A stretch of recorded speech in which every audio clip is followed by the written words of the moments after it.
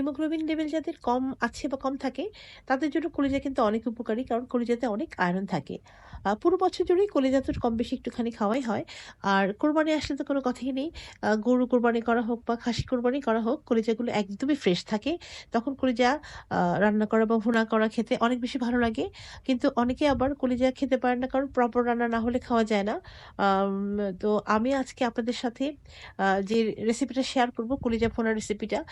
এই রেসিপিটা যদি আপনারা হুবহু ফলো করেন বা যে টিপস গুলো আমি আপনাদের সাথে শেয়ার করব, এই টিপস গুলো যদি আপনারা হুবহু ফলো করেন এবং আমার রেসিপিটা হুবহু ফলো করে কলিজা ভুনা করেন বা কলিজা রান্না করেন, তাহলে কলিজার মধ্যে যে একটা রান্না করবার গন্ধ আসে, বাজে গন্ধ, সেই গন্ধটা তো অবশ্যই আসবে না। আবার কলিজা রান্না করলে অনেক সময় আ শক্ত হয়ে যায়। সেই শক্তটাও হবে না। আ সো ভিউয়ার্স, আপনারা আমার রেসিপিটা হুবহু ফলো করে কলিজা ভুনা রান্না করলে যারা কলিজা খেতে পছন্দ করেন তাদের তো ভালো লাগবেই। আর যারা কলিজা আম খুব একটা খান না, তারাও এই কলিজা ভুনার প্রেমে পড়ে যাবেন। তো ভিউয়ার্স, আপনারা কে কোথা থেকে আমার রেসিপিগুলো দেখছেন অবশ্যই কমেন্ট করে জানাতে ভুলবেন না। আর যারা YouTube এ আমার রেসিপিগুলো দেখছেন, আমার চ্যানেলটা এখনো সাবস্ক্রাইব করেননি, আমার চ্যানেলটা সাবস্ক্রাইব করে লাইক করবেন, কমেন্ট করবেন, শেয়ার করবেন। আর Facebook এ যারা আমার রেসিপিগুলো দেখছেন তারাও আমার Facebook পেজটা ফলো করবেন, লাইক করবেন, শেয়ার করবেন, কমেন্ট করবেন এবং আমার রেসিপিগুলো আপনাদের কাছে কেমন লাগছে কমেন্ট করে জানাতে ভুলবেন না।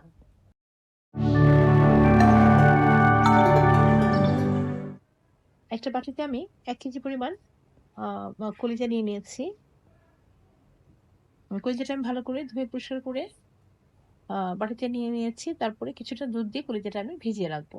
আ আ কলিজাটা দুধে কমপক্ষে ০.৫ ঘন্টা বা ৩০ মিনিট আরকি ভেজাতে হবে। একটু বেশি ভেজালে কোনো সমস্যা নেই। কারণ কলিজাটা রান্না করার পরে অনেক সময় একটা বাজে গন্ধ বের হয়। এই দুধে ভিজিয়ে রাখলে সেই গন্ধটা থাকবে না আর খেতে খুবই মজাদার হবে। তো এখন কলিজাটা আমি দুধে ভালো করে ভিজিয়ে এক সাইডে রেখে দিলাম। এরপর আমি চুলায় একটা কড়াইয়ে পানি বসিয়ে দিলাম। পানিটা ফুটে উঠেছে। এখন আমি ওই যে আ কলিজাটা দুধে ভিজিয়ে রেখেছিলাম, কলিজাটা দুধ থেকে তুলে পানি দিয়ে ধুয়ে এখন আমি গরম পানিতে দিয়ে দিলাম। এই কলিজাটা কোনোভাবেই পুরোপুরি সিদ্ধ করা যাবে না, রান্না করে নেওয়া যাবে না। এটা শুধুমাত্র একটু ভাপিয়ে নিতে হবে। ৫-৬ মিনিটের মতন একদম অল্প আঁচে আ পানিতে ঢেকে একটু জাল করে নিতে হবে। এতে করে হবে কি, এই যে ভাপিয়ে নিলে কলিজার মধ্যে যে আ ময়লা থাকে, তারপরে রক্ত জমাট বেঁধে থাকে সেগুলো বের হয়ে যায়। তো আমি ৫-৬ মিনিটের মতো অল্প আঁচে ঢেকে ফুটন্ত পানিতে কলিজাটা ভাপিয়ে নিলাম। এখন আমি কলিজাটা পানি থেকে তুলে একটা বাটিতে নিয়ে নিচ্ছি। আর পানিটা দেখে আপনারা নিশ্চয়ই বুঝতে পারছেন যে কলিজা থেকে সবগুলো ময়লা বের হয়ে গেছে। এবার কলিজাটাকে ঠান্ডা করে আমি কেটে আপনাদের দেখিয়ে দিচ্ছি যে কলিজার ভিতরটা বা উপরটা কিভাবে পরিষ্কার করতে হবে। আমি দুভাগে কেটে নিলাম কলিজাটাকে। এরপরে উপরে যে একটা পাতলা আ আবরণ থাকে পাতলা, এটাকে ১ম এ ফেলে দিতে হবে। এটা যদি ফেলে না দেন তাহলে কলিজা রান্না করার পরে কলিজাটা শক্ত হয়ে যায়। খেতে ভালো লাগে না। তো অবশ্যই চেষ্টা করবেন পুরো কলিজা থেকে এই যে পাতলা যে আবরণটা আমি ফেলে দিচ্ছি, আপনারাও এটা ফেলে দিবেন। দিয়ে আমি সুন্দর করে আ উপরটা পরিষ্কার করে নিলাম। এবার আমি স্লাইস করে কেটে দেখিয়ে দিচ্ছি কলিজার ভিতরে কিভাবে পরিষ্কার করতে হবে। কলিজাটা কিন্তু ভেতরেও পরিষ্কার করতে হবে।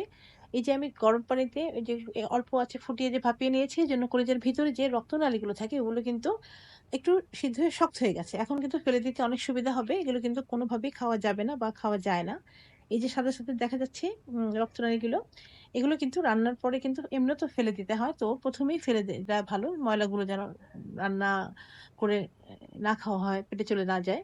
তো এইসব শিরাগুলো সমস্ত কেটে আমি বাদ দিয়ে আমার পছন্দ মতো করে পিস করে নিচ্ছি। এবং দেখা যায় যে অনেক বড়, বড় আ আ রক্তনালীগুলো থাকে শক্ত, শক্ত।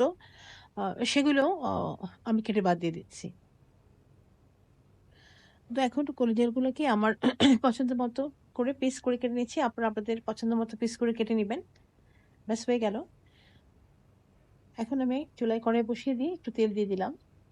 তেলের মধ্যে আমি পেঁয়াজ কুচি দিয়ে দিচ্ছি। পেঁয়াজ কুচিটা আমি মিহি কুচি করে নিয়েছি।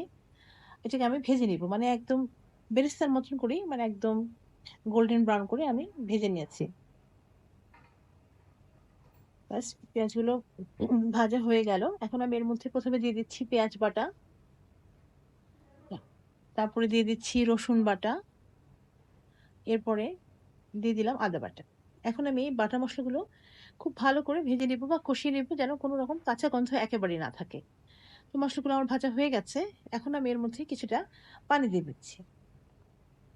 পানি দিয়ে সবগুলো মসলা আমি আ একসাথে একটু মিলিয়ে নিলাম। এখন আমি গুঁড়া মসলাগুলো দিয়ে দিব।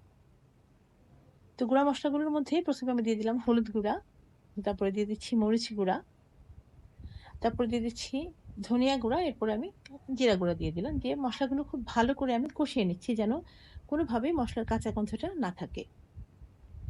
এখন এই পর্যায়ে এসে আমি দিয়ে দিচ্ছি কিছুটা টক দই। টক দইটা দিয়েও আমি খুব ভালো করে মিলিয়ে নিচ্ছি। আ অবশ্যই খেয়াল রাখবেন মসলাগুলো খুব ভালো করে কষাতে হবে। তো টক দইটাও একটু কষিয়ে নিলাম। এরপরে দিয়ে দিচ্ছি আমি টমেটো পিউরি। আমি এটা কাঁচা টমেটো দিয়েছি। কাঁচা টমেটোগুলো আমি গ্রাইন্ড করে নিয়েছি। তারপরে টমেটো পিউরি করে দিয়ে দিলাম। এবার দিয়ে দিলাম সবথেকে জরুরি জিনিসটা সেটা হলো লবণ।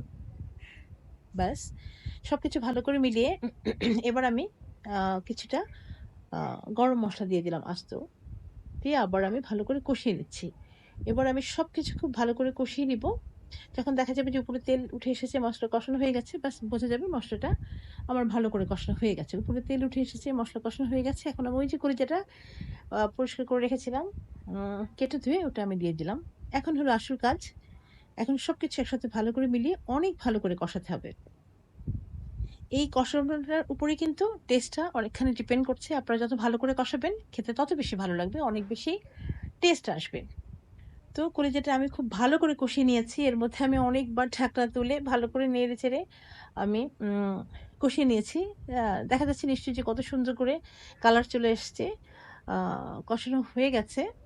এখন আমি আরেকটু নেড়ে-চেড়ে মিলিয়ে দিয়ে আমি পানি দিয়ে দিব। এবং এখন আমি গরম পানি দিব। অবশ্যই আপনারা গরম পানিটা দিবেন। ঠান্ডা পানিটা তো দেওয়াই যাবে না। গরম পানি দিবেন, তা না হলে কলিজাটা শক্ত হয়ে খেতে পারবেন না। তো গরম পানিটা আমি দিয়ে দিলাম। মনে হলো যতখানি দিলে কলিজাটা সিদ্ধ হবে অতখানি আমি দিয়ে দিলাম। এখন ভালো করে সবকিছু আবার মিলিয়ে নিচ্ছি। মিলিয়ে নিয়ে এখন আমি ঢেকে কিছুক্ষণ দমে রেখে দিব যেন সবগুলো মসলা কলিজার ভিতরে ভালো করে ঢুকে যায় আর কলিজাগুলো খুব ভালো করে সিদ্ধ হয়ে যায়। তো এর মাঝে আমি ঢাকনা তুলে অনেকবারই নেড়ে দিয়েছি। তো দেখা যাচ্ছে এখন এই যে গরুর কলিজাটা নিয়েছিলাম, রান্না মোটামুটি হয়ে গেছে। এটা কিন্তু এভাবে কিন্তু আপনারা গরুর কলিজা, খাসির কলিজা, ইভেন মুরগির কলিজাও রান্না করে নিতে পারবেন।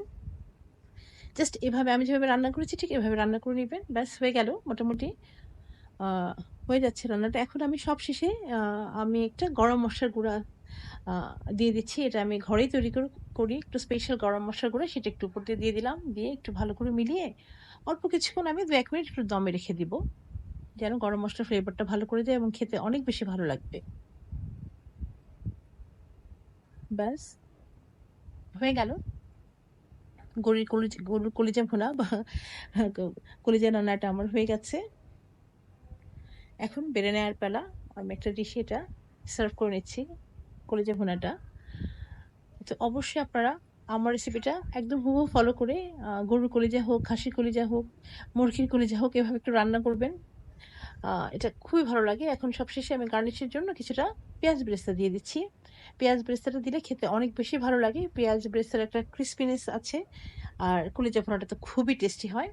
তো ভিউয়ার্স অবশ্যই আমার রেসিপিটা ফলো করে কলিজা ভুনা করে আমাকে আম কমেন্টে জানাতে ভুলবেন না যে এই রেসিপিতে কলিজা ভুনা খেতে আপনাদের কেমন লেগেছে?